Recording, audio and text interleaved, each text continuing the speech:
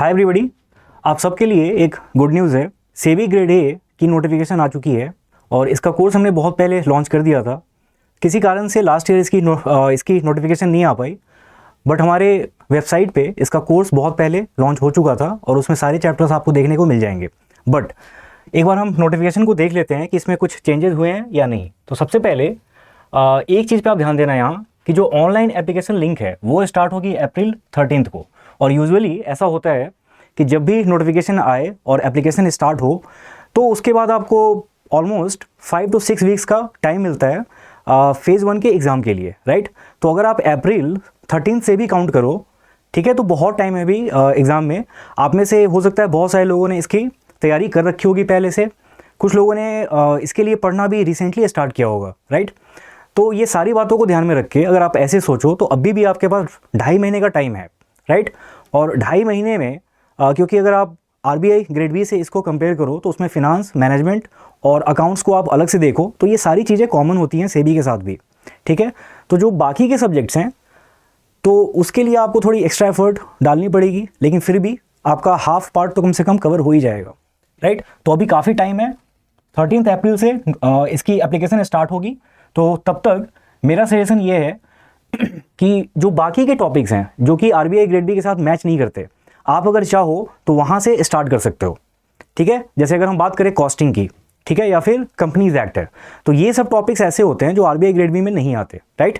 तो अगर आपने इसको थोड़ा पहले कर लिया और बाद में आरबीआई ग्रेड बी की भी नोटिफिकेशन आ जाए तो भी आपको बाद में दिक्कत नहीं होगी। और ये जो बाकी के पोर्शन है ये सिर्फ आपको रिवाइज करना रहेगा उस टाइम पे, ठीक है। अच्छा, अब नेक्स्ट यहाँ देखेंगे हम कि इसकी क्वालिफिकेशन क्या है, यानी एलिजिबिलिटी क्राइटेरिया क्या है।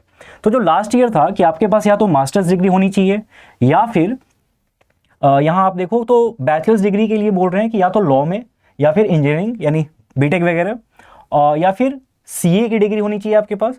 तो ये सब चीज़ें लास्ट ईयर भी सेम थी, तो यहाँ पे कोई चेंज देखने को नहीं मिलता है, ठीक है। और जनरल स्ट्रीम के अलावा अगर हम बात करें तो इसमें लीगल, आईटी, उसके बाद इंजीनियरिंग, इलेक्ट्रिकल में, फिर रिसर्च, तो ये सारे फील्ड्स में कुछ कुछ यहाँ पे पोस्ट आपको देखने को मिलेंगे। बट सबसे ज़्यादा पोस्ट हर बार की तरह जनरल स्ट्रीम में ही है और वो है टोटल 62। फिर हम थोड़ा नीचे आते हैं इसमें कि और क्या दे रखा है, ठीक है। यहाँ पे आप देखो ऑफिशियल लैंग्वेज के लिए भी इन्होंने दे रखा है कि इसके लिए दो पोस्ट हैं। अगर हम एज लिमिट की बात करें तो जैसा होता आया है कि 30 ईयर्स की एज लिमिट होती है और जो इन्होंने यहाँ पे कट ऑफ डेट दे रखा है वो आप ध्यान से देखना, 1 अप्रैल 1994, यानी इसके पहले जो बॉर्न हुए होंगे, ठीक है।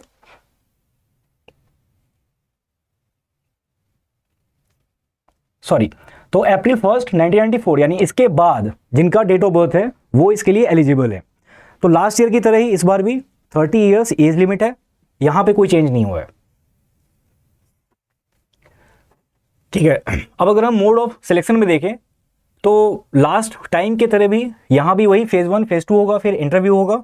डिटेल में इसकी इंफॉर्मेशन आपको मिलेगी जब एक डिटेल्ड नोटिफिकेशन आएगी। अभी जो फिलहाल आपको ये देखने को मिल रहा है तो उसमें कुछ चीज़ें ये हैं कि एग्ज़ाम का स्ट्रक्चर सेम होगा फेज़ 1 फेज़ 2 इंटरव्यू, और सिलेबस में कोई चेंज है या नहीं वो आपको यहाँ से पता नहीं चलेगा, उसके लिए आपको थोड़ा सा वेट करना होगा। मोस्ट लाइकली सिलेबस में कोई चेंज नहीं होगा, अगर होता भी है तो जो भी टाइम रहेगा हमारे पास हम कोशिश करेंगे कि जल्दी से जल्दी जो भी चेंजेज हो सकते हैं उसको हम जल्दी से कोर्स में इंक्लूड करें। लास्ट टाइम भी हमने किया था ऐसा कि आरबीआई ग्रेड बी में जब अकाउंट्स के टॉपिक्स ऐड किए गए थे तो हमने उसको विदिन 2 या 3 दिन में हमने वो सारे चैप्टर्स अपलोड कर दिए थे, तो उसमें हमें टाइम नहीं लगता। बट मोस्ट लाइकली मैं फिर से बोल रहा हूँ कि सिलेबस में कोई चेंज नहीं होगा, अगर होता भी है तो हम उसे देख लेंगे। अच्छा, अब अगर आप बात करो पे ग्रेड की तो वो यहाँ पे लिख रखा है 44,500, ठीक है। अब ये सेम है, लास्ट ईयर भी इतना ही था। जब लास्ट टाइम ये नोटिफिकेशन आई थी तो उसमें पे ग्रेड सेम था, तो यहाँ पे कोई चेंज नहीं हुआ, ठीक है। बाकी चीज़ें वो सेम रहने वाली हैं, इसमें कोई चेंज नहीं है। एग्ज़ाम की फ़ी अगर आप देखो तो जनरल के लिए 1000 है और उसके बाद फिर आप अपने अपने हिसाब से देख लेना। तो अभी के नोटिफिकेशन में इसको हम फुल नोटिफिकेशन नहीं बोलेंगे ओब्वियसली, तो जितनी इन्फॉर्मेशन यहाँ पे थी वो हमने देख ली। डिटेल्ड नोटिफिकेशन के लिए आपको थोड़ा वेट करना पड़ेगा, ठीक है। और अप्रैल 13 के पहले ये रिलीज़ कर दिया जाएगा। तब तक के लिए मेरा सजेशन है, जैसे मैंने पहले बोला है, कि वैसे टॉपिक्स जो कि आरबीआई ग्रेड बी के साथ कॉमन नहीं है, तो वो आपको अभी रीड करना स्टार्ट कर देना होगा, सो दैट जब ग्रेड बी की नोटिफिकेशन आती है तो आपका फोकस सिर्फ उन सब्जेक्ट्स पे रहे जो कि दोनों में कॉमन है, और जो आपने पहले पढ़ रखा होगा फिर वो आप रिवाइज करते रहना। तो इससे क्या है कि दोनों एग्जाम में बैलेंस आपका बना रहेगा, राइट। तो आज के वीडियो में इतना ही। Thanks for watching.